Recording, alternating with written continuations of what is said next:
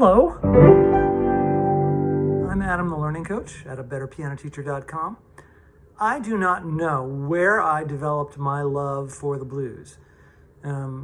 It's not like I'm addicted to the blues and listen to the blues all the time, but there is something about the blues that goes straight to my heart. There's something about it that I really love, and I think I discovered that when I wrote my first blues song, Useless Blues. It was meant to be a bit of a self-parody. I was a affluent young teenager, and I was kind of bemoaning the fact that I wasn't really good for anything. I didn't have any skills of any kind. I wasn't, I was sitting around feeling sorry for myself all the time, and I thought that was funny. So I made a blues out of it, kind of an anti-blues. Woe is me, my life is so easy. So I took advantage of that to write a blues, to get my band to lay down a blues track, and to play. See if I could play a blues solo. With the band there, all I had to do was just kind of fiddle around. Today, if I were to do that, I think I would be much more fluent and it would come much more easily. But at that time, I was just hoping for the best. I was throwing my hands at the keyboard where I heard it. And unlike some of the tunes where I could plan ahead what I was going to do, I was just improvising this blues solo. I wasn't going to write it out ahead of time. I think it took me 3 or 4 tries before I got something I liked. But I did get something I liked. Wasn't sure at the time if it was any good. Over the years, I find that blues solo that I played in that song, as inexperienced as I was, having heard as little blues as I had, it holds up. It's actually okay. My compositional abilities and my improv abilities pulled me through. And that's the lesson here, is you don't actually have to be amazing at something just because you want to try it.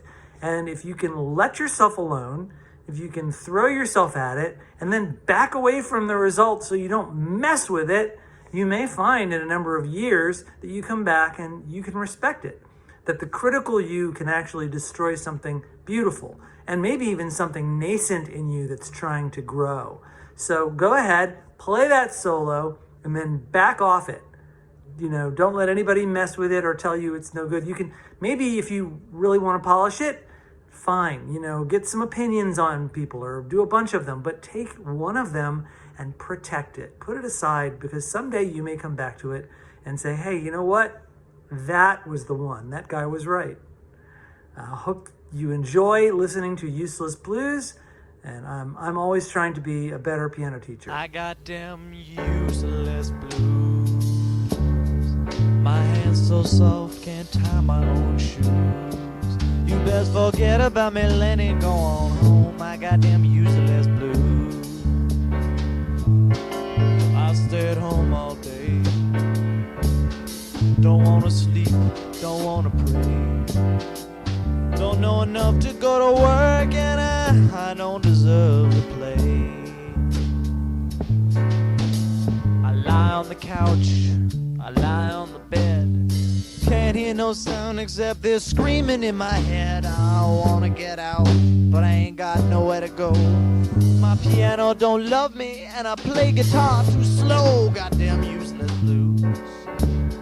So long it's yesterday's news. You best forget about me, mama, go on home. I got them useless blues. Take it.